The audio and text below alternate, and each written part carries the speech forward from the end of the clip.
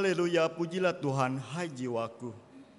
Aku hendak memuliakan Tuhan selama aku hidup dan bermasmur bagi Allahku selagi aku ada. Kita tetap berdiri, kita menyanyikan lagu Puji Nama Yesus, KPPK nomor 42.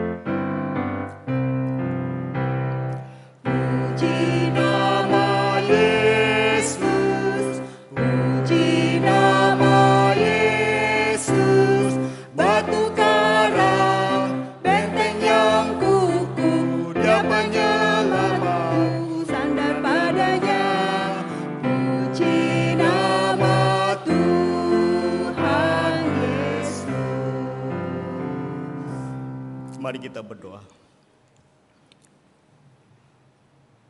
Tuhan Allah Bapa kami yang bertata kerajaan surga, terima kasih Tuhan untuk kasih anugerah dan berkat yang Kau curahkan kepada kami di dalam kehidupan kami sehari-hari. Benar nama-Mu patut kami puji dan kami sembah ya Bapa, karena Engkaulah segalanya di dalam kehidupan kami. Engkaulah sumber dari segala sumber ya Bapa.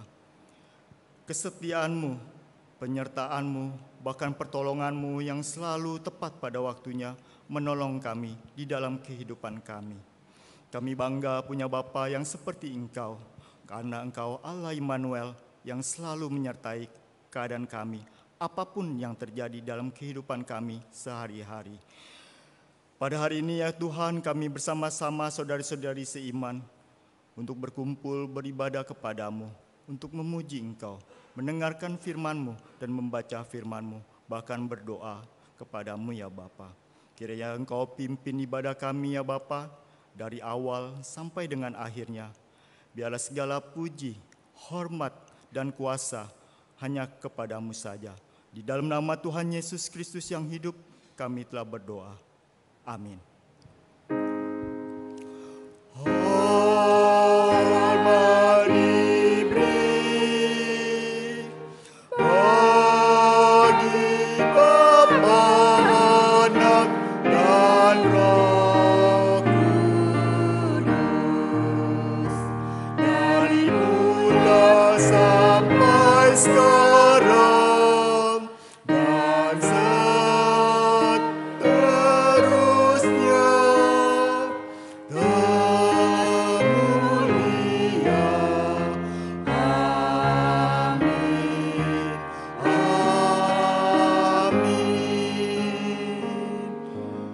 Tetap berdiri, kita akan membaca firman Tuhan, pembacaan Alkitab kita pada Yohanes pasal 4 ayat 46 sampai dengan 54.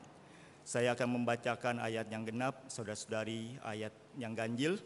Ayat ke-54 kita baca bersama-sama. Yohanes pasal 4 ayat 46 berbunyi demikian. Maka Yesus kembali lagi ke Kana di Galilea, di mana ia membuat air menjadi anggur.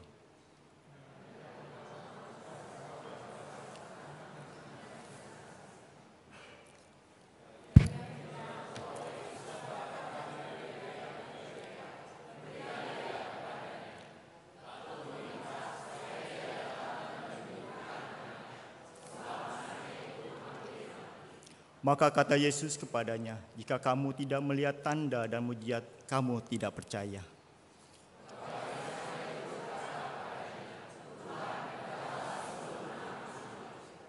Kata Yesus kepadanya, pergilah, anakmu hidup. Orang itu percaya akan perkataan yang dikatakan Yesus kepadanya, lalu pergi.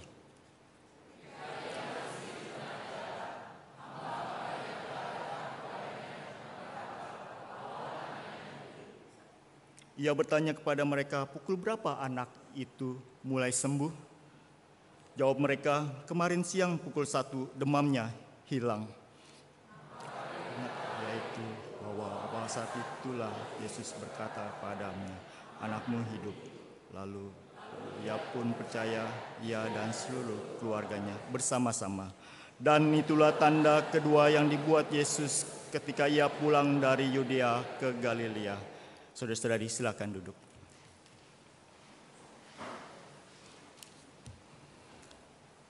Kita akan masuk di dalam doa pengakuan dosa.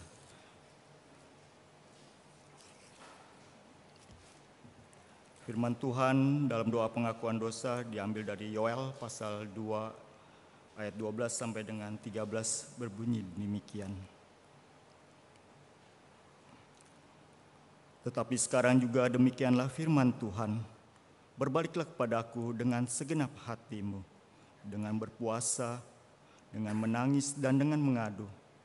Koyakanlah hatimu dan jangan pakaianmu, berbaliklah pada Tuhan Allahmu, sebab Ia mengasihi dan penyayang, panjang sabar dan berlimpah kasih setia, dan Ia menyesal karena hukumannya.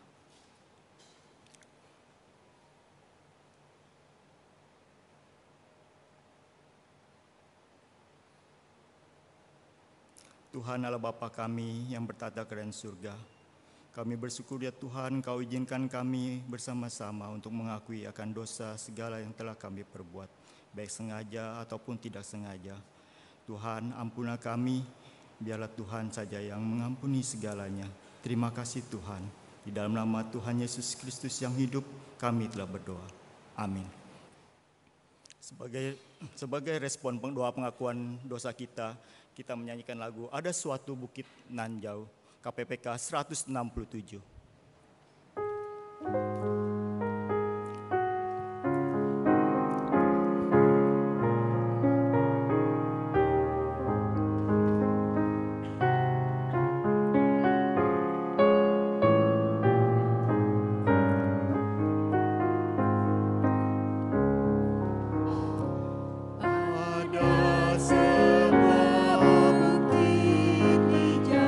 Jauh di sisi kota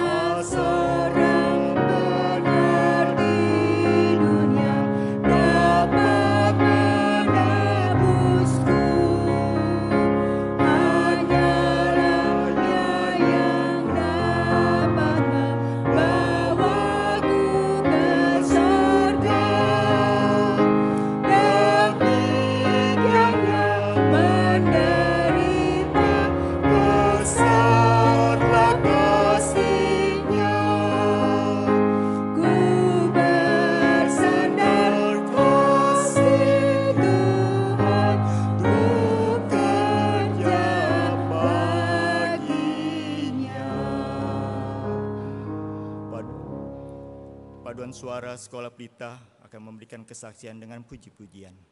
Kami persilakan.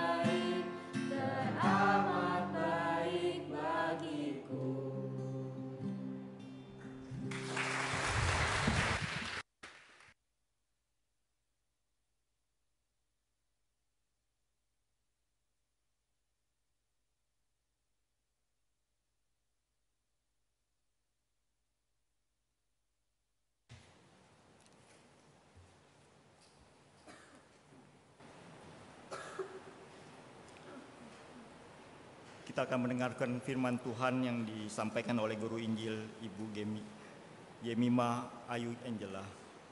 Bertemakan mujizat dan pertumbuhan iman, diterjemahkan oleh Bapak Joni Hio. Kami persilakan.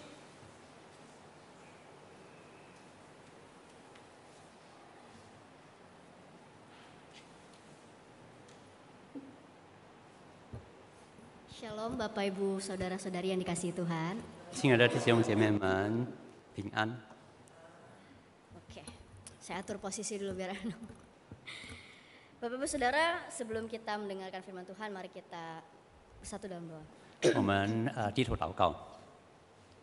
Bapa kami yang bertahta dalam kerajaan sorga, 我们在天上坐在宝座上的天父， tiba saatnya kami membuka, membaca, merenungkan firman-Mu. 我们要打开圣经，思想你的话语， Kiranya Roh Kudus menolong kami agar kami boleh mengerti firman-Mu. 恳求圣灵帮助我们，使我们能够明白。 Urapilah kedua hamba-Mu yang akan menyampaikan kebenaran firman Tuhan. 求你高莫你这两位的仆人， Biar kami sama-sama belajar dan mendapat berkat dari firman Tuhan hari ini. 好让我们能够学习，能够从中得到祝福。 Makasih Bapa yang baik, 谢谢美善的主， dalam nama Yesus kami berdoa. 奉主耶稣基督的名祷告， Amin. 阿门。 Oke, Bapak Ibu, saudara-saudari yang dikasihi Tuhan, 亲爱的弟兄姐妹们， hari ini kita mau merenungkan sedikit hal tentang mujizat. 今天我们要思想关于神迹。 Bapak Ibu Saudara boleh membuka bagian Alkitab yang tadi sudah dibaca. 我们可以大家打开刚才我们已经念了的经文。 Bapak Ibu Saudara, mungkin kita semua sudah tahu apa itu mujizat ya. 我们大家可能已经明白了什么是神迹， Tapi biar clear, kita mau samain dulu nih definisi mujizat kita. 但是是清楚我们要看它的定义。 Selama ini mungkin orang berpikir kalau saya secara tiba-tiba ditolong oleh Tuhan, itu mujizat. 有人认为我突然间被上帝拯救我，这就是神迹。 Dalam hal itu mungkin ada benarnya. 可能有这是对的， Tapi ada juga yang mengatakan kalau saya bisa makan, saya bisa bernafas, itu juga mujizat Tuhan. 但是也有人说我如果呢还能够呼吸，我能够吃，这也是神迹。 Kira-kira Bapak Ibu setuju gak nih? 大家同意吗？ Nah, sebagian orang aja nih yang mengangguk ya. 只有一部分人点头， Yang lain mengantuk kayaknya. 别的可能打瞌睡。 Bapak Ibu Saudara, dalam perenungan saya seharusnya Bapak Ibu Saudara tidak setuju.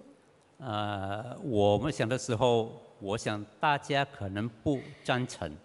Mungkin kita semua sering keliru atau sulit membedakan mana yang mujizat, mana yang memang pemeliharaan Allah dalam hidup sehari-hari. 我们可能大家都有错误的想法，那一个是神迹，那一个神顾念了我们。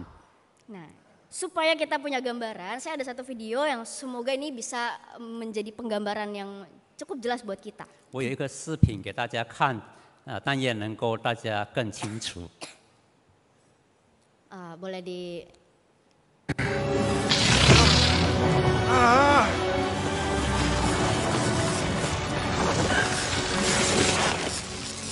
It appears that my invincible machine is, in fact, invincible.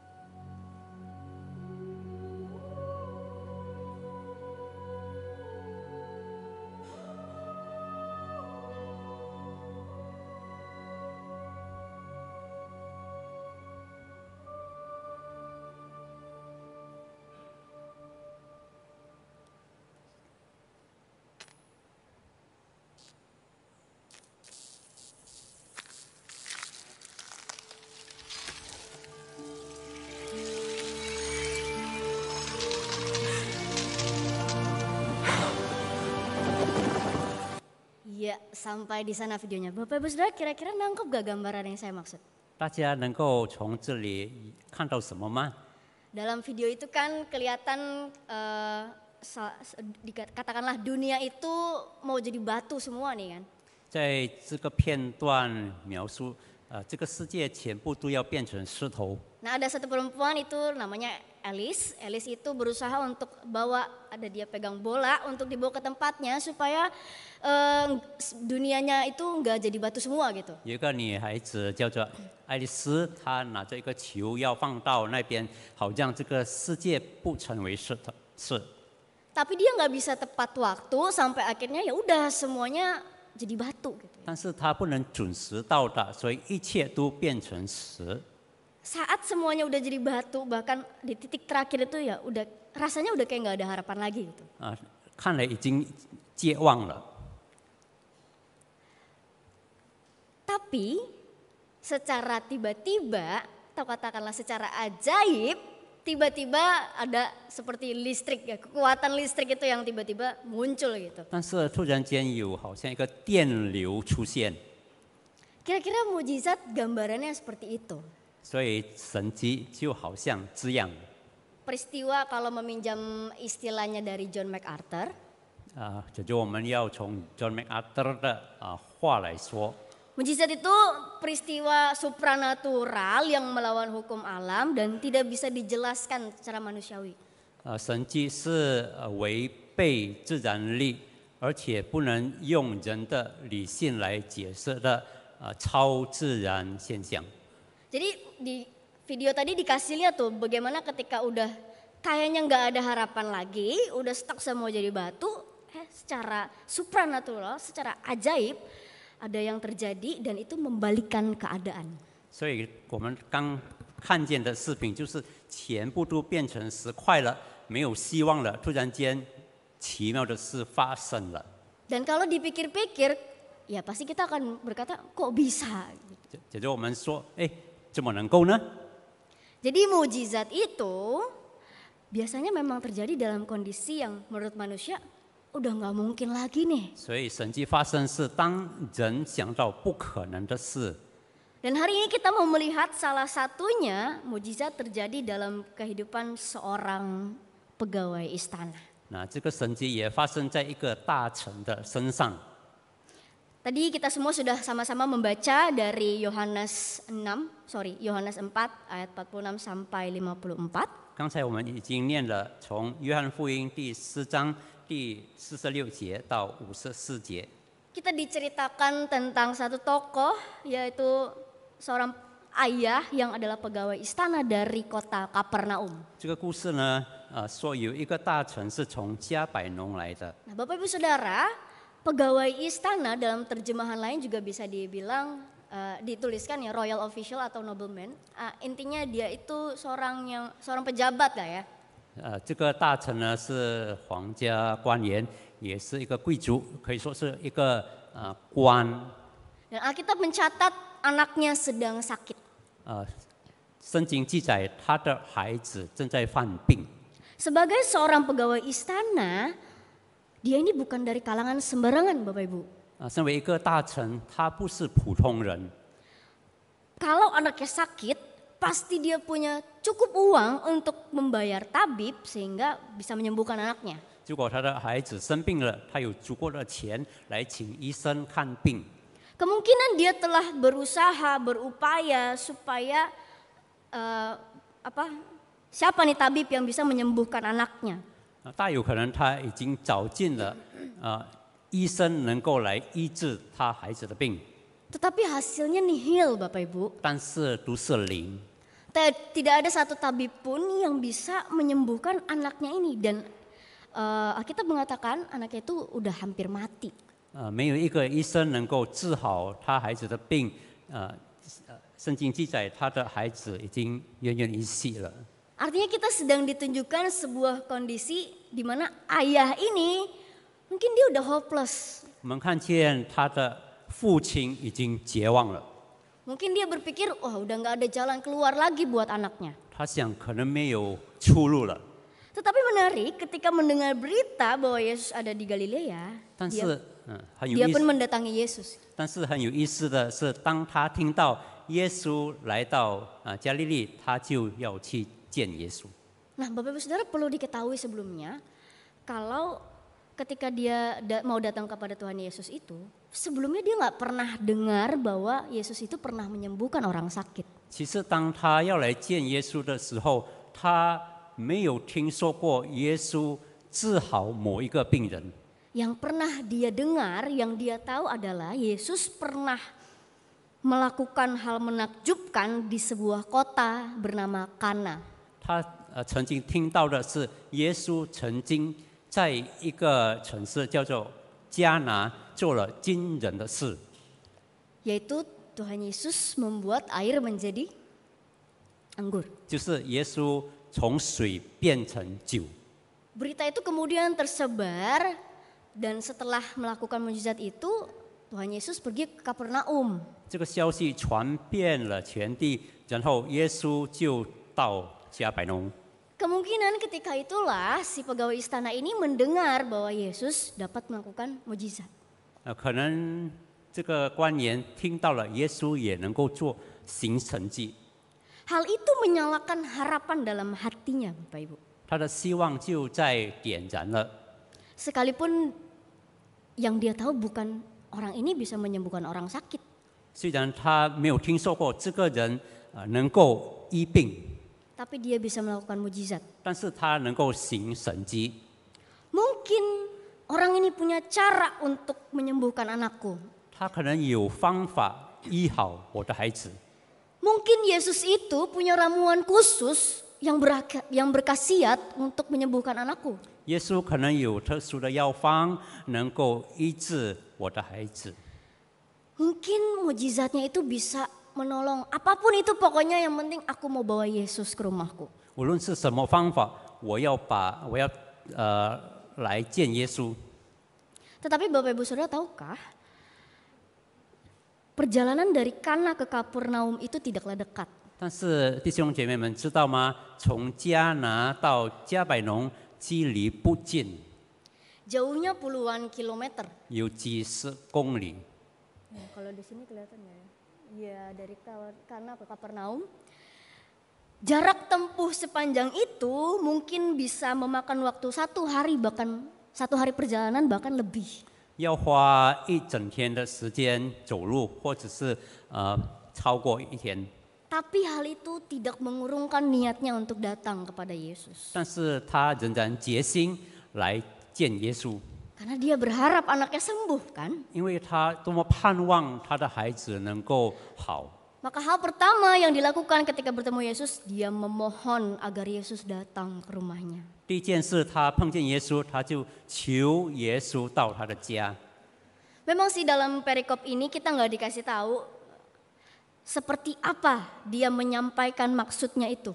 虽然在这段经文我们没有看到他是怎样对耶稣说他来的目的， Entah bagaimana si pegawai istana ini menceritakan kepada Yesus perjalanannya yang jauh dan tujuannya datang kepada Yesus. 我们不知道他是怎么样向耶稣讲述他的路途是多么遥远，他的目的是什么。 Tapi menariknya Yesus kemudian merespons di ayat 48. 但是很有意思的是，主耶稣在第48节回应他。 Jika kamu tidak melihat tanda dan mujizat, kamu tidak percaya. 你若不看见神迹奇事，你们总是不信。 Nah Bapak Ibu Saudara, sebenarnya respons Yesus ini tuh mengandung sindiran. 其实耶稣的回应含有讽刺。 Jadi kalau Bapak Ibu lihat di dalam terjemahan lain, itu diterjemahkan, tidakkah seorang pun percaya kepadaku kecuali kalau aku melakukan lebih banyak mujizat? 有别的翻译是这样说：如果你没有看见更多的神迹奇事，你不相信。 Dan dia berkata seperti itu bukan cuma kepada pegawai istana, tapi kepada semua orang yang berada di sekitarnya saat itu. 他不是单单对这个大臣说，而是对周围的人而说。 Yang juga sedang memuja-muja Yesus karena bisa melakukan mujizat. 他们多么敬佩耶稣，因为耶稣能够行神迹。 Seakan Yesus mau menegur mereka semua, mereka ini nggak mau percaya kalau nggak melihat mujizat. 似乎耶稣要责备他们说：如果你们没有看见神迹，你们不相信我。 Dan secara tersirat sebenarnya kita bisa melihat kekecewaan Yesus dalam respons itu. 所以在这里，耶稣暗示他的失望。Karena apa? Karena manusia ternyata memang lebih condong mencari mujizatnya daripada percaya siapa dirinya. 因为人们更倾向神迹，比起相信他本人。 Tapi Bapak Ibu Saudara, pegawai istana ini nggak kemudian jadi baper, nggak tersinggung dengan respon Yesus ya. 但是这个大臣不因为如此而觉得不高兴， Dia sadar bahwa ya memang benar dia datang untuk mujizat.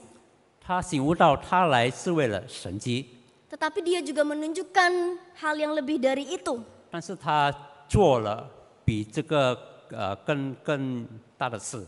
Dia datang bukan sekedar melihat mujizat, tapi berharap Yesus dapat menyembuhkan anaknya. 他不是单单要来看神迹，而是他盼望主耶稣能够医治他的孩子。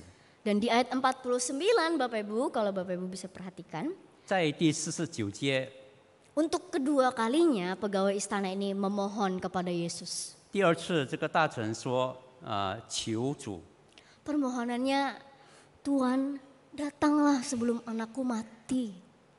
他说：先生，求你趁着我的孩子还没有死，就下气。” Atau mungkin bisa dengan nada yang jauh lebih emosional. Tuhan datang dong sebelum anak saya mati. 或者是用比较重的话语，就是主啊，你快快来，趁我的孩子还没有死。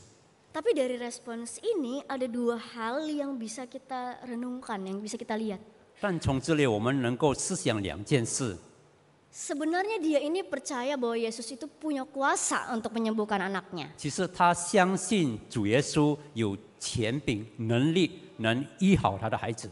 Tetapi yang kedua, dia hanya percaya Yesus dapat menyembuhkan anaknya kalau Yesus datang ke rumahnya. 但是第二件事，他相信主耶稣能医好他的孩子。如果耶稣亲自来到他的家， Dia percaya Yesus punya kuasa tapi terbatas. 他相信主耶稣有能力，但是有限。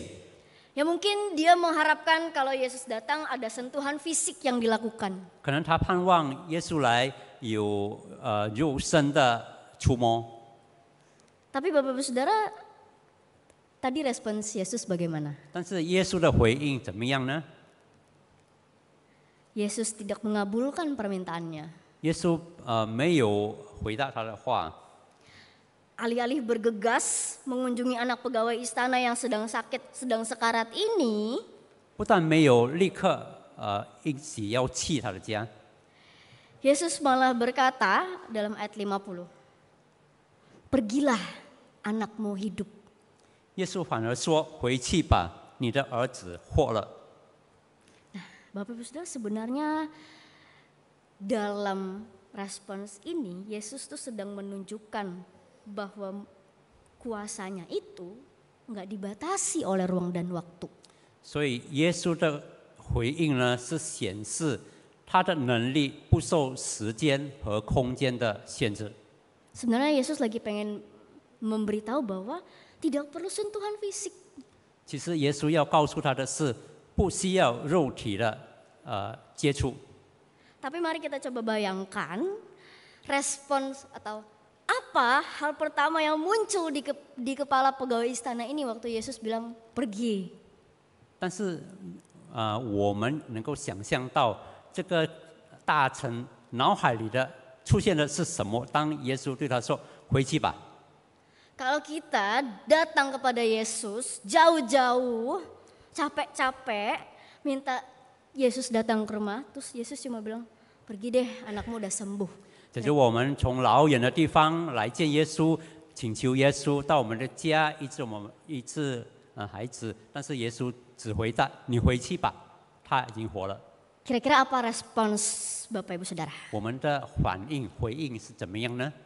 Kalau saya mungkin agak emosi ya. 我可能会很生气， Udah jauh, capek. Minimal dikasih sesuatu kayak obat, ramuan yang bisa menyembuhkan gitu ya. 我从很远的地方来，最少你要给我一些药物。 Tapi tidak ada sesuatu pun yang diberikan oleh Yesus. 但是耶稣没有给任何东西。 Jadi hari itu, kalau cerita ini berhenti di sini, 所以当那一天这个故事停留在这里， kita akan melihat hal yang sia-sia dari seorang ayah ya. Dia tidak membawa Yesus dan tidak membawa sesuatu apapun dari Yesus. 所以我们能够看到这个父亲好像是突然他没有带什么东西给他的孩子， Yang bisa dia bawa cuma perkataan Yesus. 他带做的只是主的话语。 Kalau saya jadi pegawai istana ini, mana mau saya bisa langsung, udahlah nggak bisa dipercaya memang. 假如我是这个大臣，我会说啊，好了啦，不能够相信了。 Tapi menarik ketika Yohanes mencatat, 但是约翰他记载， pegawai istana ini menerima perkataan Yesus itu, mempercayainya, lalu dia pergi alias pulang. 这个大臣呢接受主耶稣的话，他相信，他回去。 Kira-kira apa yang ada di dalam pikirannya sepanjang perjalanan anggaplah 1 hari itu? 在他这一天回去的路程，他想什么呢？ Mungkin dia merasa sia-sia nih datang ke Yesus ya. 他说，可能他想啊，这些都是突然的来见耶稣， Mungkin dia bingung, ini benar atau enggak ya? 可能他也很困惑，是真的吗？ Tapi mungkin juga dia berharap semoga perkataan Yesus itu benar-benar terjadi. 但是他也有一个期望，耶稣所说的能够真的发生。 Dan tanpa disadari sebenarnya, perjalanan pulang itu menjadi perjalanan dengan iman. 他不知不觉，他的这个路程成为他的信心之旅。 Dalam 1 hari perjalanan yang panjang, yang rasanya tidak membawa hasil, tetapi pegawai istana ini berjalan dengan iman.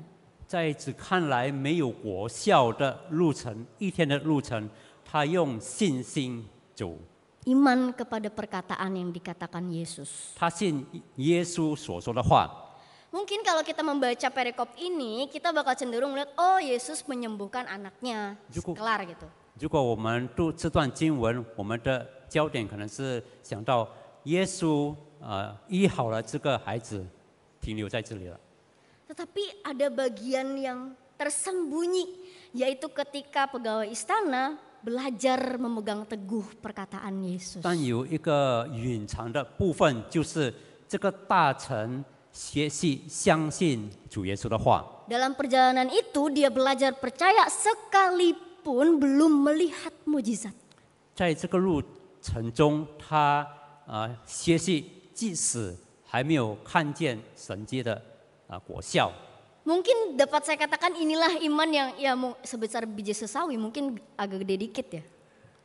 我想象到，可能他这个信心就好像芥菜种这么小，可能大一点。 Tetapi hari itu Yesus mengizinkan dia mengalami mujizat sehingga imannya semakin 但 diteguhkan. 是那一天，主耶稣应许他经历到神迹，使他的信心更坚固了。 Nah, Bapak Ibu Saudara, sebenarnya dari kisah ini, hal pertama yang perlu kita sadari adalah ketika orang diizinkan untuk melihat mujizat, itu hanyalah anugerah Allah. 所以在这个故事，第一个功课就是我们学习，当一个人被上帝允许经历神迹，这是上帝的恩典。 Tadi di awal saya katakan ya, ketika sesuatu sudah tidak mungkin lagi, rasanya udah nggak ada harapan lagi. 在开头的时候，我已经提到，好像什么事都没有希望了。 Tapi mari kita lihat lagi ayat 51 Bapak Ibu. 但我们可以看第51节， Di sana dikatakan, waktu pegawai istana ini masih di tengah jalan, hamba-hambanya atau bawahan-bawahannya udah datengin dia dan membawa kabar baik.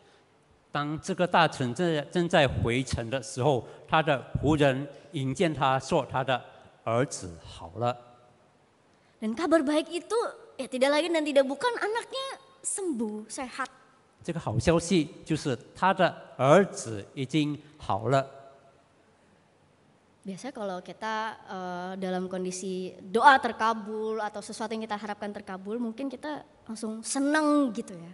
假如我们的祷告被上帝垂听，我们的心会是非常欢喜快乐。 Nah, pegawai istana ini dia nggak langsung lari cepet-cepet nyampe rumahnya dan melihat anaknya beneran sembuh atau enggak gitu, enggak. 这个大臣不立刻跑回他的家里看他的儿子是不是真的已经活了， Tetapi dia bertanya, 但是 jam berapa anaknya sembuh? 他反而问一个问题：他几时见好？ Ketika hal ini dicatat oleh Injil Yohanes, berarti ini penting Bapak Ibu. 假如约翰记载这件事，表示这件事是非常重要。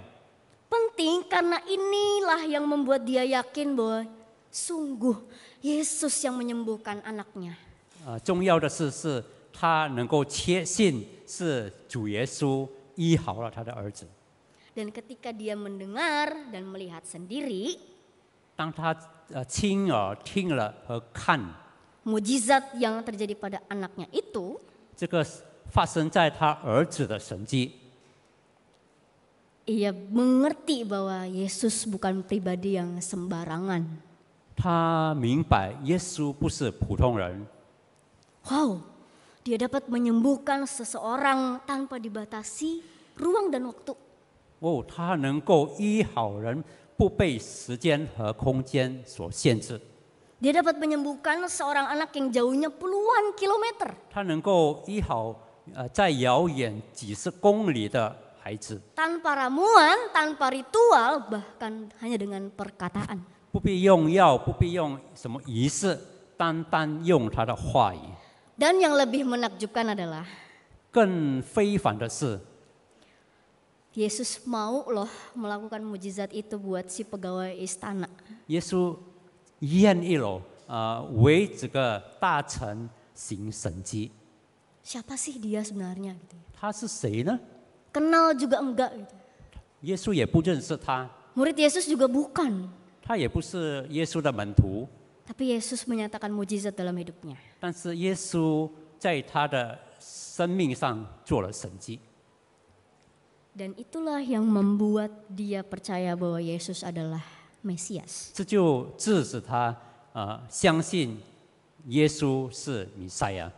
Jadi Bapak Ibu Saudara, kalau tadi di depan saya bilang mujizat itu peristiwa supranatural yang di luar akal kita. 当我已经提到神迹是超乎我们想象的自然事件， Saya mau tambahkan 超自 sedikit. 然事件， Saya mau tambahkan sedikit. 我要再加一点。 Mujizat itu adalah peristiwa supranatural bagi manusia, yang mustahil bagi manusia, tetapi dilakukan Allah bagi manusia. 神迹是一个超自然的事件，是不可能在人看来是不可能的事，但上帝故意行了。 Jadi bukan cuma peristiwa supranatural, tapi itu dilakukan buat manusia. 不单单是超自然的事，但是为人类而行。 Dan tujuannya adalah 它的目的是什么呢？ untuk menunjukkan bahwa dialah yang berotoritas atas hidup ini. 显示他在人的身上的掌权的主权。 Dia berotoritas atas alam semesta, atas sakit penyakit, bahkan atas hidup dan mati seseorang.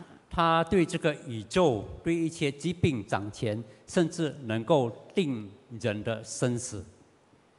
Nah Bapak Ibu Saudara, respons yang tepat gimana sih kalau kita mengalami mujizat gitu? 我们如果有神迹，我们准确的回应是怎么样的呢？ Apakah kita hanya terperangah, terwow-wow aja gitu? 是不是我们呆了、吃了一惊？ Ataukah ini membuat kita menjadi meyakini tentang siapa sih yang buat mujizat itu? 或者是我们要想到这位行神迹的位格是谁？ Dan kalau kita melihat di ayat 53, 也就是我们读53节， respons pegawai istana ini apa? 这个大臣的回应是怎么样？ Dikatakan 53b, lalu ia dan seluruh keluarganya percaya. 他自己和全家就都信了。 Bapak Ibu, yang ngalamin mujizat yang datang kepada Yesus kan cuma pegawai istana ini ya, ayahnya ini ya. 来见耶稣经历到神迹，只有这个父亲罢了。 Tapi hal itu disaksikannya kepada anaknya, mungkin juga pada istrinya dan seluruh hamba-hambanya. 但是他把这件事向他的儿子、他的妻子、他的全家、他的仆人们见证， Sehingga dia dan seisi rumahnya percaya kepada Yesus. 所以他和全家都信了主耶稣。 Jadi Bapak Ibu, kalau masih ingat pertanyaan refleksi selama 1 minggu ini, kenapa sih Tuhan Yesus melakukan mujizat gitu ya? 我们可以反思这个一个礼拜我们所想的，为什么耶稣要行神迹？ Kalau dalam teks ini atau perikop ini, kita jadi tahu bahwa Yesus membuat mujizat supaya membuat sang pegawai istana melihat dan percaya bahwa dia adalah Mesias. 从这段经文可以看见，耶稣行神迹，好让这个大臣能够看见和相信他。 Mesias yang diutus Allah. 他就是上帝所差派的弥赛亚， Dan begitu pun sebenarnya dengan mujizat-mujizat yang lain. 跟做下来的神迹也是一样。 Kira-kira Bapak Ibu hafal apa aja mujizat-mujizat Tuhan Yesus? 大家知道吗？耶稣所行的别的神迹， Ayo, hafal nggak? Yang pertama apa Bang? 第一个是什么？ Nggak usah ya, kita lihat aja di layar ya. Yang pertama air menjadi anggur. 第一个是水变成酒。 Waktu Tuhan Yesus mengubah air menjadi anggur, itu bertepatan setelah Tuhan Yesus panggil murid-murid. 耶稣把水变成酒，是当他已经呼召了他的门徒。 Dan di akhir perikop Yohanes 2 itu dikatakan, hal itu dilakukan untuk menyatakan kemuliaannya dan membuat murid-murid menjadi percaya pada otoritasnya. 好像他能够显出他的荣耀，他的门徒能够相信他的权柄。 Dan kalau yang kedua yang barusan kita sama-sama renungkan, itu membuat pegawai istana dan seisi rumahnya percaya bahwa Yesus adalah Mesias. 第二个神迹就是我们刚才已经思想的，好让这个大臣和他的全家都信耶稣是弥赛亚。 Dan waktu Tuhan Yesus menyembuhkan orang lumpuh di kolam Bethesda, itu menjadi bukti. Waktu itu kan para pemuka Yahudi tanya, tanda apa yang bisa kamu tunjukkan kalau kamu ini memang berasal dari Allah? Tuhan Yesus buktikan dengan mampu menyembuhkan orang lumpuh. 跟就是在毕士大池的耶稣医治瘫痪的人，就是要对那些犹太官长， Jadi 他 itu 们 jadi 问他要讨神迹。 Jadi itu jadi kesempatan buat Yesus menyatakan dirinya sebagai anak Allah. 在这个世界上，耶稣能够证明他是上帝的儿子。 Kemudian pada saat Tuhan Yesus memberi makan 5.000 orang, 跟就是耶稣喂饱5000人。 dalam Yohanes 6 itu di akhir perikop dikatakan orang-orang mempercayai Yesus sebagai nabi yang akan datang atau sebut saja Mesias. 大众都相信耶稣是基督，是弥赛亚。 Kemudian waktu Tuhan Yesus berjalan di atas air, 跟就是耶稣在水上行走。 kalau melihat dalam catatan Injil Matius, di sana dikatakan murid-murid jadi mengakui Yesus itu anak Allah. 在马太福音有记载，门徒们就相信耶稣是上帝的儿子。 Waktu Yesus menyembuhkan orang yang buta sejak lahir, 跟着耶稣医治了生来就是瞎眼了。 orang-orang Farisi jadi terpecah belah gitu ya. Mereka jadi mempertimbangkan kuasanya ini kuasa dari Allah loh. 那些法利赛人他们就有了纷争，耶稣的权柄是从何而来？ Dan bahkan orang yang dicelikan itu mengaku Yesus itu datang dari Allah. 甚至那个瞎眼被医好的人，他说，耶稣是从上帝而来。 Dan yang terakhir, waktu Yesus membangkitkan Lazarus. 最后是耶稣把拉萨路从死里复活。 Bapak Ibu, apa yang dikatakan di akhir-akhir perikop ya? 在最后的这个经文说了什么呢？ Di ayat 42 dikatakan Yesus berdoa agar semua orang yang melihat percaya Bapa yang telah mengutusnya. 耶稣向他们说，好让他们相信我是上帝差来的。 Jadi memang setiap mujizat itu dimaksudkan Tuhan untuk mendemonstrasikan otoritas Allah. 所以每一个神迹就好要显示上帝的主权，上帝的全能， Sehingga orang-orang pada zaman itu ya percaya kepada Yesus. 好像那些人都相信耶稣。 Nah, jadi mujizat itu ditunjukkan untuk memperlihatkan otoritas Yesus. 所以神迹是要显出耶稣的全能。 Nah, waktu Tuhan Yesus sudah nggak ada di dunia, 当耶稣不 mujizat 在 itu, 这个世上了， kuasa untuk melakukan mujizat itu diberikan kepada rasul-rasul. 他这个能够行神迹就给予那些使徒。 Tapi Bapak Ibu Saudara kalau perhatikan kuasa rasul itu terbatas. 但是如果我们注意到那些使徒的能力是有限的， Tidak sehebat yang Tuhan Yesus lakukan. 不好像主耶稣所行的神迹。 Tapi setidaknya kuasa itu menjadi cara agar orang-orang yang mendengarkan rasul itu tahu mereka berasal dari Yesus. 但是至少那一些人，他们相信这些使徒是从上帝而来， Otoritasnya berasal dari Yesus untuk berbicara. 他的权柄，他说话的权柄是从主耶稣而来。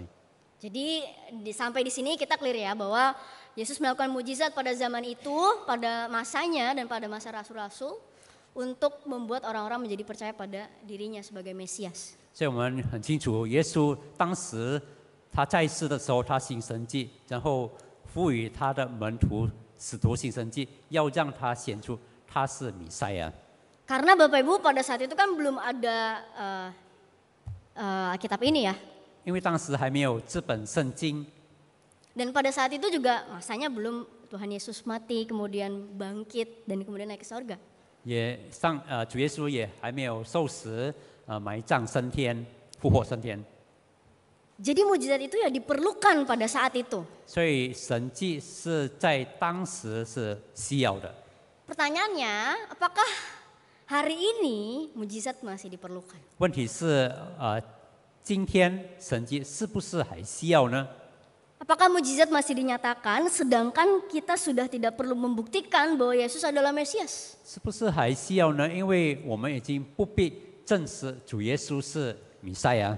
Karena firman Tuhan dalam Alkitab ini bahkan dan semua sejarah yang telah kita ketahui sudah diberitahukan kepada kita bahwa Yesus adalah Mesias. 因为从这本圣经和从历史已经证实主耶稣是弥赛亚。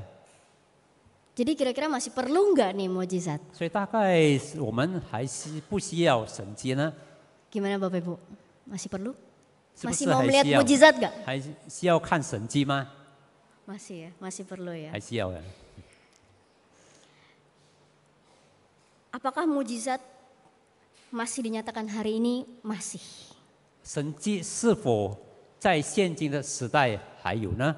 是， Tetapi tentu dengan cara yang berbeda. 但是用别的方式， Bukan lagi pakai otoritas rasul-rasul. 不是使徒的权柄。 Sekarang lebih banyak kita mendengar Yesus menyatakan mujizat kepada setiap individu. 更多的是耶稣向某一个人行神迹。 Bapak Saudara, saya yakin Allah yang bijaksana dan berotoritas itu dapat membuat mujizat di tempat di mana mujizat itu dibutuhkan. 我相信充满智慧的神，他在需要的地方，他行神迹。 Dia yang bijaksana itu sangat mungkin menunjukkan mujizatnya secara langsung dalam hidup kita. 他是充满智慧的主，他大有可能在我们世人的生活上，他显出他的神迹。 Tapi tujuannya cuma satu, Bapak Ibu. 他只有一个目的， Untuk meneguhkan iman kita bahwa Dia Tuhan yang berotoritas. 就是要兼顾我们的信心，好让我们知道他是有主权、有全能的上帝。 Tetapi ketika Allah menyatakan mujizat di tengah kita, 但是当神在我们中间行神迹， Allah bukan menghendaki kita jadi bergantung pada mujizatnya. 他不希望我们只依赖他的神迹， Allah menghendaki kita bergantung pada pribadinya yang berkuasa itu. 他希望我们是仰望他这个位格。 Karena jika kita berfokus hanya pada mujizat, 因为假如我们的焦点只是在神迹， maka jelas saja iman kita gampang goyah. 那么我们的信心很容易动摇。 Bapak Ibu, mari kita melihat catatan di Yohanes 6 ayat 66. 这样我们来看约翰福音第6章第66节。 Yohanes 6 ayat 66. 第6章66节， Bapak Ibu bisa perhatikan apa yang tertulis di sana. Dikatakan, mulai saat itu banyak muridnya mengundurkan diri dan tidak lagi mengikut dia. 从此他门徒中多有退却的，不再和他同行。 Saya mau katakan mereka adalah orang-orang yang melihat secara langsung mujizat Yesus. 我要说的是，他们亲眼看见了主耶稣所行的神迹， Bahkan mungkin merasakan langsung, mengalami langsung mujizat itu. 可能也直接经历到神迹。 Tetapi itu tidak cukup meneguhkan imannya. 但是这些都不够坚固他们的信心。 Ketika pengajaran Yesus keras sedikit, mereka langsung undur diri. 当耶稣的教导强烈一点，他们就退去 Bapak 了。 Ibu, apakah kita juga demikian ya? 我们是不是也是这样？ Kita berharap hanya pada mujizatnya yang ajaib itu. 我们只是期望他奇妙的神迹发生。 Kalau nggak dapat kita kesel, bahkan mungkin bisa undur diri. 假如不发生，我们就懊恼，可能我们也会退弃。 Rasanya harusnya tidak demikian. 其实不应该这样。 Nah, Bapak Ibu Saudara, suatu ketika ada seorang raja nih. 有一次有一个国王， Raja ini dia punya impian yang besar. 他有很大的梦想。 Raja ini pengen rakyatnya bisa makan enak, bisa hidup enak tanpa harus bekerja dan bersusah payah. 他希望他的人民呢能够吃得好、活得好，不必辛辛苦苦的工作。 Lalu raja ini berdoa kepada Tuhan. 跟着这个国王就向上帝祷告， Singkat cerita, berdoa dikabulkan. 他祷告得到回应，得到垂听。 Tuhan kasih dia tangan yang sakti. 上帝给他一个魔术般的手， Jadi tangannya ini sakti. 他的手很了不起。 Kalau dia pegang benda, benda itu akan berubah jadi makanan. 当他摸某一件东西，这件东西就变成食物。 Wah, akhirnya dia mulai unjuk kebolehan. 他就展示了他的才能。 Dia pegang semua benda menjadi makanan dibagikan kepada rakyatnya. 他摸这边摸那个摸这个，全部都变成了食物，他就分给他的人民。 Raja ini senang rakyat hidup sejahtera. 他很欢喜，因为他 Rakyat 的 juga senang karena mereka bisa makan enak terus. 他的人民都很快乐，因为都吃得很好， Tanpa harus bersusah payah. 不必辛辛苦苦劳力。 Tapi ternyata kondisi ini nggak bertahan lama. 但是这个情况不长久， Si raja ini mulai tertekan. 这个国王开始忧愁， Semua benda yang dia pegang berubah jadi makanan, jadi roti. 什么东西他碰一下就变成面包， Sampai semua alat buat perang pun berubah menjadi roti. 甚至打仗的器具都变成面包了， Sampai-sampai dia nggak berani menyentuh anak dan istrinya. 甚至他不敢碰他的孩子，不敢碰他的妻子， Bagaimana kalau menjadi roti kan bahaya ya. 就碰一下就变成面包，怎么办呢？ Karena tertekan, raja ini berdoa lagi. 所以他就在向上帝祷告， Berdoa supaya tangannya udah jadi normal aja dah Tuhan. Gitu. 上帝啊，你恢复我的手成为正常的手。 Tuhan kabulkan deh tangannya jadi normal. 上帝垂听了，他的手就变成正常的手了。 Sekarang bisa lagi nggak buat makanan dengan enak gitu? 能够吗？再得到很好的食物， Ya harus berjuang gitu ya. 要奋斗。 Bapak Ibu Saudara, dari ilustrasi ini saya mau katakan, 在这个故事，我要说的是， keberadaan mujizat itu terkadang membuat kita bisa terlena. 神迹呢，有时会让我们放松警惕， Sehingga kita jadi pengen semuanya serba ajaib, serba tanpa usaha. 我们盼望全部都是发生的很奇妙，没有用我们的奋斗来换来。 Kalau sakit Tuhan sembuhin secara ajaib. 其实我们生病了，上帝用奇妙的方式医治我们。 Kalau butuh uang Tuhan kasih duit secara ajaib. 其实我们需要钱，上帝也帮助我们奇妙的供应。 Tapi apakah ini yang dikehendaki Tuhan dalam hidup kita, Bapak? 但是是不是上帝要在我们生命中、生活中的事呢？ Kalau sekali misalnya kita dapat mujizat kesembuhan. 这就一次我们得到了医治的神迹。 Kita sakit parah, kita dikasih mujizat, kita sembuh. 我们犯重病，上帝医治了我们。 Apakah itu membuat kita jadi kebal terhadap penyakit-penyakit berikutnya? 是不是我们对于别的疾病我们就不会染伤呢？ Enggak kan?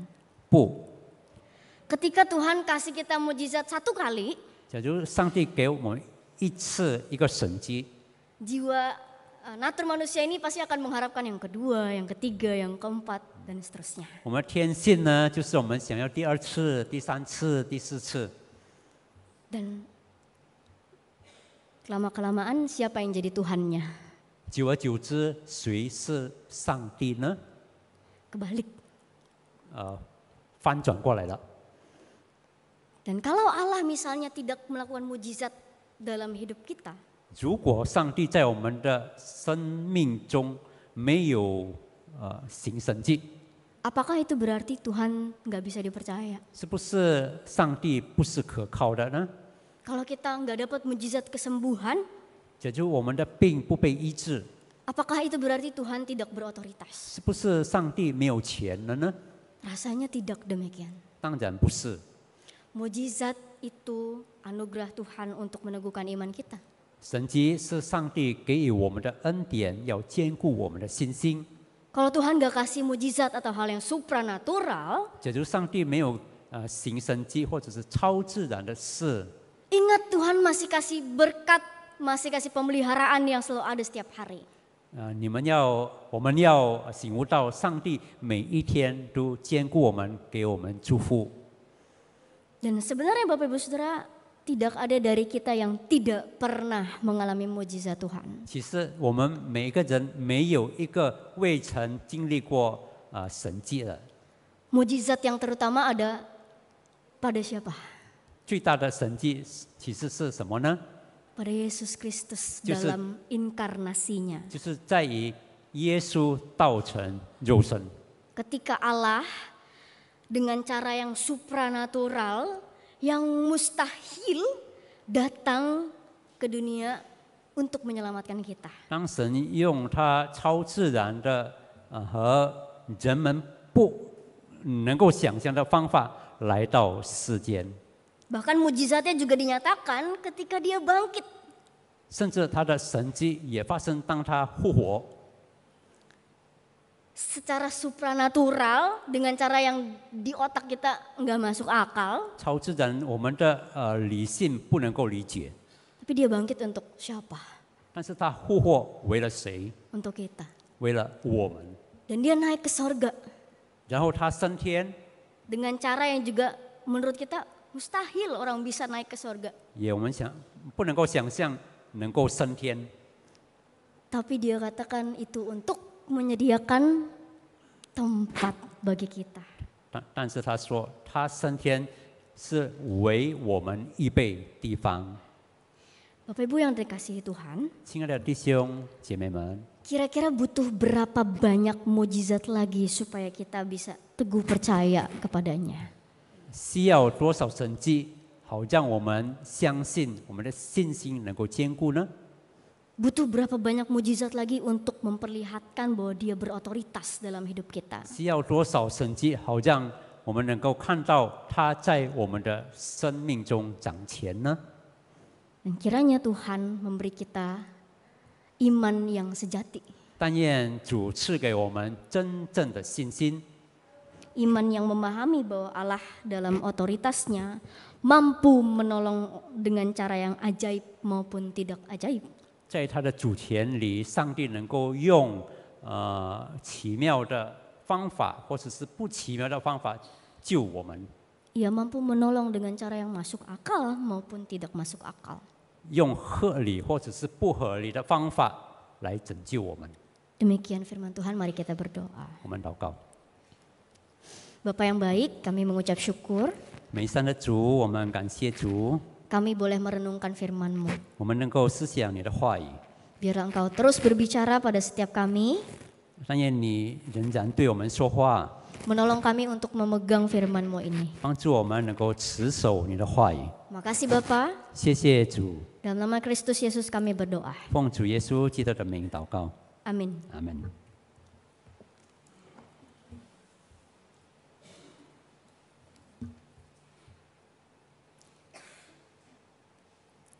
Sebagai pujian respon atas firman Tuhan, kita menyanyikan lagu Dimuridkan untuk Menjangkau Jiwa.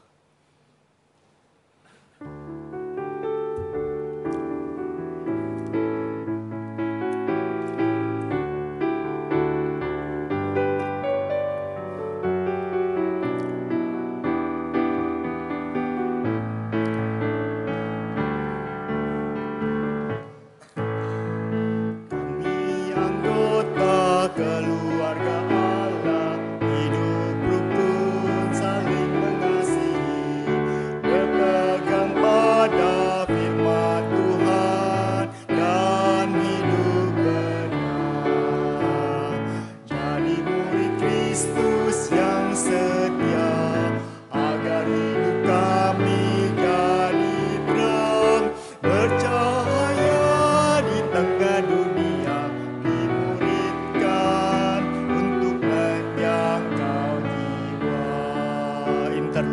Saudara-saudari kita bangkit berdiri.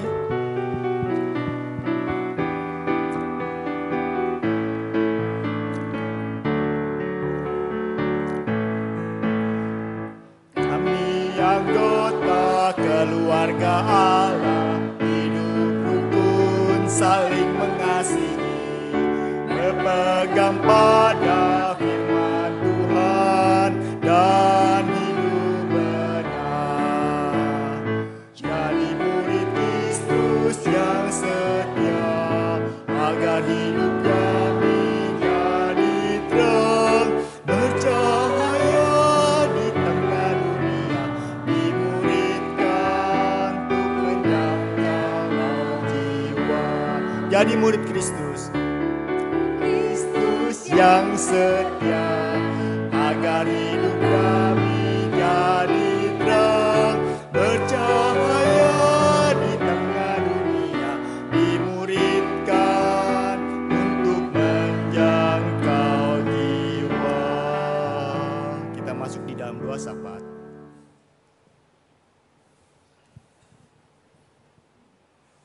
Mari kita berdoa. Ya Tuhan, kami mohon pertolongan-Mu agar dengan kami sampai dengan apresiasi kami untuk menilai Engkau. Tuhan, kami percaya dan yakin Engkau bisa melaksanakan mukjizat-Mu sesuai dengan kehendak dan waktu-Mu. Tidak ada yang terbatas. Kami percaya kapanpun Engkau mau melakukannya, baik siang, baik malam, Engkau bisa. Berikanlah kepada kami iman yang teguh, bukan berpusat kepada mukjizat, tapi berpusat kepada Engkau pribadi, Yesus Kristus Juru Selamat yang kekal. Terima kasih Tuhan, firman Tuhan sudah kami dengar. Dan bila sungguh-sungguh kami tetap dengan yakin percaya, berpegang teguh hanya kepada Yesus Kristus Tuhan. Kami menyerahkan gereja-Mu ke dalam tangan Tuhan. Bila sungguh-sungguh kami tetap tidak pernah goncang di dalam mengikut Engkau dan berbagai macam tantangan. Tuhan, kami juga menyerahkan akan negara dan bangsa kami yang sudah pemilihan presiden. Kami menyerahkan yang sudah terpilih, biarlah Tuhan dipimpin dan berkati. Bila mereka dipimpin menjadi berkat bagi negara dan bangsa Republik Indonesia. Kami juga ingat akan rapat sidang raya bulan Maret yang akan datang. Kami menyerahkan seluruh utusan yang akan datang dari Indonesia. Kami menyerahkan mereka satu persatu yang datang bersama-sama untuk bersama-sama mengadakan rapat. Kami menyerahkan panitia yang akan mengatur seluruh agenda rapat. Biarlah sungguh-sungguh Tuhan sertai dan pimpin. Apapun yang kami laksanakan, biarlah sungguh-sungguh sesuai dengan kehendak dan rencana-Mu terhadap gereja pemberita Injil dalam sepanjang masa ini. Terima kasih Tuhan untuk kebaikan-Mu. Kami bisa lagi menyerahkan akan jemaat-Mu, kami menyerahkan akan para majelis, kami menyerahkan seluruh persekutuan-persekutuan ke dalam tangan Tuhan, Tuhan pimpin dan sertai. Ya Tuhan, terima kasih untuk kebaikan-Mu. Kami mau kembalikan segala hormat dan kemuliaan hanya pada Engkau Tuhan dan Juru Selamat kami, Yesus Kristus kami sudah berdoa. Amin. Silakan duduk.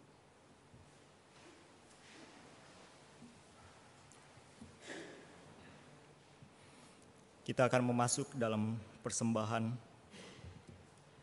Lagu pujian persembahan diambil dari KPPK 229. Ku mau serupa Tuhan.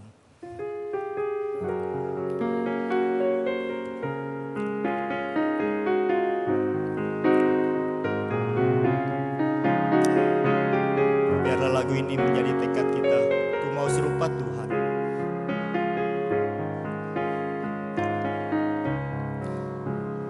Ku mau serupa Tuhan yang mulia. Inilah doa harapanku. Rela buangkan semua takut untuk mendapatkan Yesus Kristus. Ku mau serupa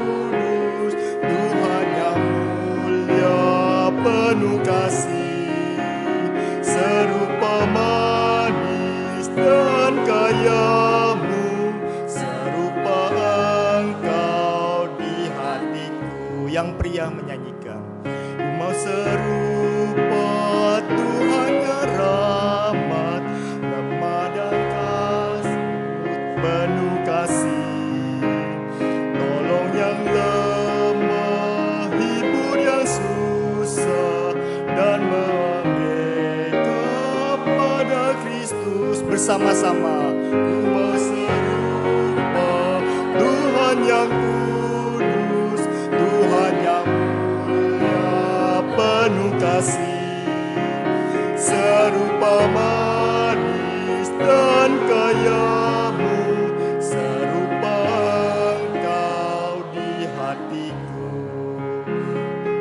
Ayat ketiga kita nyanyikan bersama-sama sambil bangkit berdiri. Yang pria, yang wanita menyanyikannya.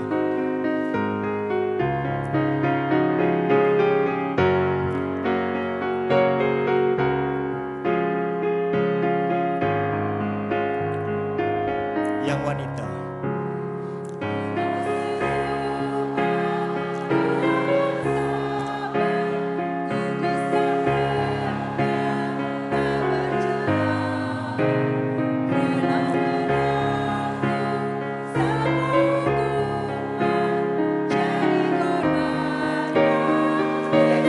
Bersama-sama, ku mau serupa Tuhan yang kudus, Tuhan yang mulia penuh kasih, serupa manis dan kaya-Mu, serupa Engkau di hatiku. Doa syukur dipimpin oleh Ibu Livi Sadikin. Mari kita berdoa. Bapa, kami sungguh bersyukur Tuhan. Pada pagi hari ini, Engkau sekali lagi mengingatkan kami dengan firman-Mu. Bahwa mukjizat terbesar Tuhan adalah kedatangan Tuhan Yesus. Yang sudah mengajar, yang sudah datang, mati, bangkit. Bahkan menyiapkan tempat bagi kami. Tuhan, terima kasih pada pagi hari ini. Engkau mengajar kami, jangan selalu menuntut mukjizat, tetapi dengan rendah hati kami bersyukur Tuhan, karena dalam perjalanan iman kami selalu ada Tuhan Yesus yang menjaga dan yang menopang. Terima kasih Tuhan, kami sadar Tuhan, pada hari ini apa yang kami miliki itu semua adalah milik Tuhan. Jangan kami menjadi sombong, karena semua hal sekejap saja Tuhan bisa ambil. Tetapi Tuhan, Engkau begitu baik. Pagi hari ini kami tetap Tuhan mengizinkan, mengajarkan kami untuk menyatakan cinta kasih kami kepada Tuhan dan gereja kami, hamba-hamba Tuhan kami, dengan mempersembahkan persembahan ini. Tuhan terimalah, Tuhan kuduskan. Kami bersyukur dalam nama Tuhan Yesus. Amin.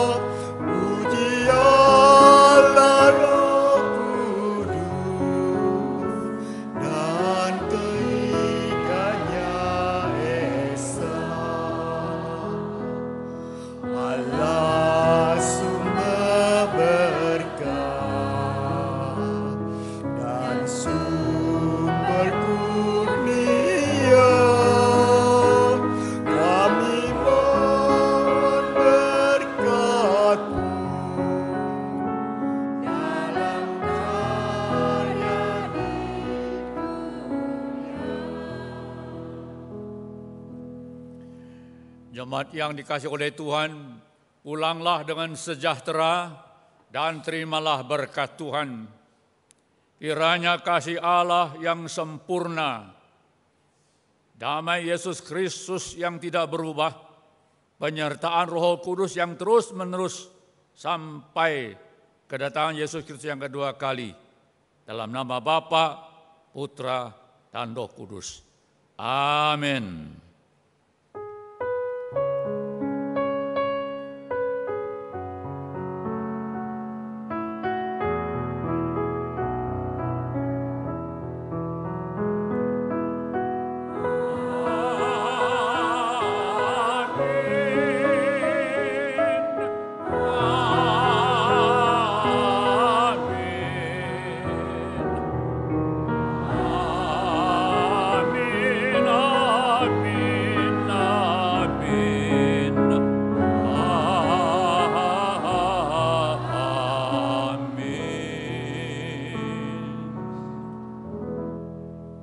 Jemaat silakan duduk.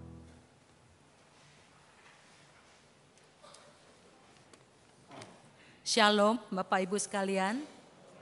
Iya, kita akan mendengarkan beberapa warta pada siang ini ya. Yang pertama adalah berita duka cita. Telah kembali ke rumah Bapa di surga, Saudara Ching Yok, papa dari Saudara Marjuki Atmaja dalam usia 86 tahun pada hari Selasa 13 Februari. Jenazah telah dikremasi di Krematorium Heaven pada hari Kamis 15 Februari 2024. Majelis dan jemaat GPMBRI turut berduka cita dan bersama keluarga yang ditinggalkan. Kiranya penghiburan dari Allah Roh Kudus tercurah atas keluarga besarnya. Yang kedua, sidang raya GPMBRI ke-14 akan dilaksanakan tanggal 5 sampai 7 Maret di Geraha GPMBRI Kelapa Gading. Kebutuhan biaya pelaksanaan sidang raya ini adalah 400 juta.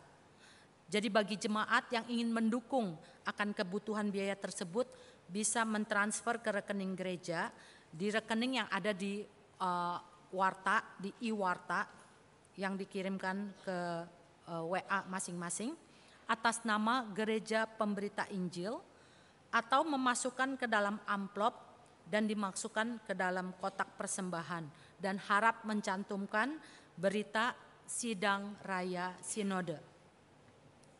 Yang ketiga, Minggu depan kita akan diingatkan kembali akan belas kasihan Tuhan Yesus yang telah menyelamatkan kita. Mari kita mau menyiapkan hati kita dengan merenungkan pertanyaan ini. Yang pertama, sudahkah kita melihat dan memperhatikan apa yang dibutuhkan oleh jiwa-jiwa yang tersesat? Yang kedua, maukah kita menjadi pekerja untuk menuainya? Ya, dan biarlah sekiranya seminggu ini kita bisa merenungkan kedua pertanyaan ini dan kita akan melihat minggu depan Chuan Tao Doli akan menyampaikan dari firman Tuhan. Terima kasih, demikian ibadah kita telah selesai pada siang hari ini, kita bersaat teduh.